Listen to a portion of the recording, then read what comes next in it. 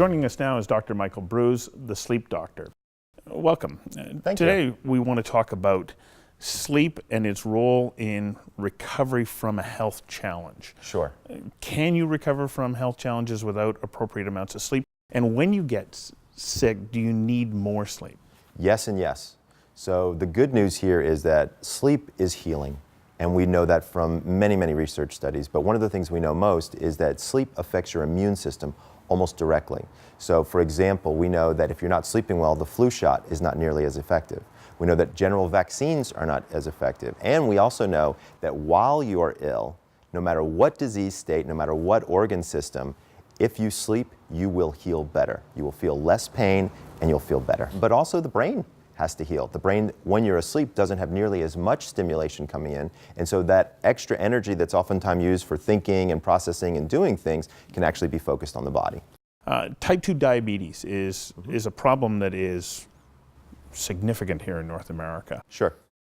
Does sleep and type 2 diabetes, is there a link between the two? There is a direct relationship. We now know that the more sleep deprived you are, the less able your body is to handle insulin, and your body becomes insulin resistant.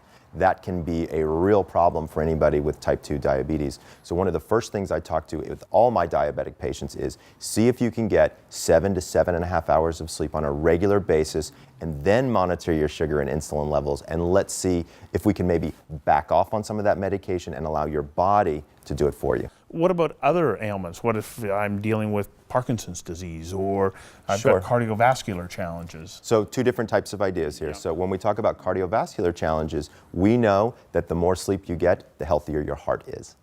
Just guaranteed. So, and it's also about the quality of sleep, not just the quantity of sleep.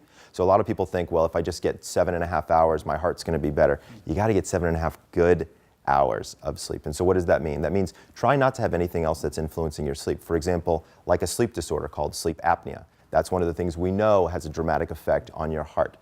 Things like caffeine can have a dramatic effect on not only your ability to sleep, but also on heart health. So talking with your physician about what can I do from a sleep perspective to help my heart is absolutely a great idea. Thank you very much. This is important information when it comes to our well-being and especially recovery from illness when it comes to sleep. When we have you back on another show, we'd like to talk about sleep and diet and weight control. Absolutely. Thank you very much. Thanks for joining us.